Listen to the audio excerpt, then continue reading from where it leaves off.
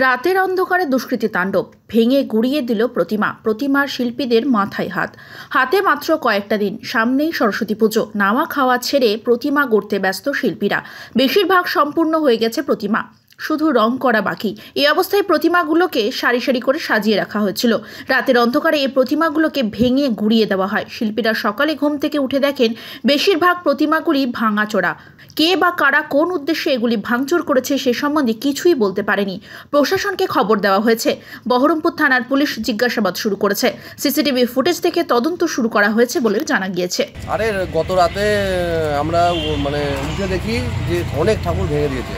আমার কারখানার এই কটা যেখানে কারখানা আছে সব কটা কারখানায় ঠাকুর ভাঙা, সব কারখানায় ঠাকুর ভাঙা। কিছু ক্যাটারিং করে তারা এসে ঠাকুর দেখলো এরকম সব পড়ে আছে, যে আমাকে ঘুম থেকে তোলে। আমি উঠলাম, উঠে দেখছি এই অবস্থা। দিয়ে হেঁটে খানিকটা দূর গেলাম, যে দেখছি সব কারখানায় ঠাকুর ভাঙা। এসে দেখছি গরু ভাঙা না, দেখছি পুরো ঠাকুর এরকম সব একটা নিচে পড়ে, কোনোটা ওইদিকে মুখ টুকরে পড়ে, মানে এরকমভাবে সব পড়ে আছে। তো সেরকমভাবে গুছালাম, যে তারপর দেখছি যে ওখানেও ঠাকুর ভেঙেছে। তারপর ওই পাড়ায় একজন আছে, ও দেখছি এসে ভিডিও দেখাচ্ছে ঠাকুর সব ভাঙা, ওর যে ঠাকুরগুলো ভেঙেছে, তো কাদাকাদি করছে যে এরকমভাবে ঠাকুর ভাঙছে।